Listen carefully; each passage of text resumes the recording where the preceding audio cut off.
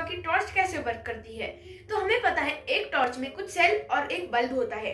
तो जो number of sales होता है वो बल्ब की वॉट पे डिपेंड करता है। ज्यादा वॉट का बल्ब तो ज्यादा सेल्स और कम वॉट का बल्ब तो कम सेल्स। तो अब हम देख लेते हैं कि टॉर्च वर्क कैसे करती है।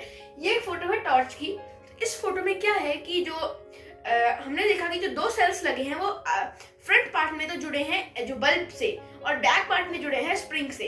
अब जो स्प्रिंग होती है उससे एक स्ट्रिप निकल रही है जो स्विच से जुड़ी हुई है, और जो बल्ब से एक स्ट्रिप निकल रही है जो स्विच से जुड़ी है। मतलब दोनों ही जो स्प्रिंग और बल्ब से जो स्ट्रिप आ रही है वो दोनों ही स्विच से जुड़ रही है। और स्विच पे एक लेबल हो रखा है मेटल स्ट्रिप ए। अब जो मेटल स्ट्रिप ए होती है वो हम उसे मूव कर सकते हैं, स्लाइड कर सकते हैं। तो जब हम उसे ऑफ पोजीशन में करते हैं तब जो बटन होता है, मतलब जो स्विच होता है वो पीछे आ जाता है, जिसकी वजह से जो मेटल स्ट्रिप ए होती है वो सिर्फ मेटल स्ट्रिप सी को टच करती है, क्योंकि जो बी से बी और ए में गैप हो जाता है क्योंकि हम उसे पीछे खिसका देते हैं। और जब हम उसे ऑन पोजीशन में करते हैं तब हम उसे आगे खिसका देते हैं और जो मेटल स्ट्रिप ए होती है वो दोनों स्ट्रिप्स को टच करती है और सर्किट पूरा हो जाता है, जिसकी वजह से बल्ब ग्लो होता है।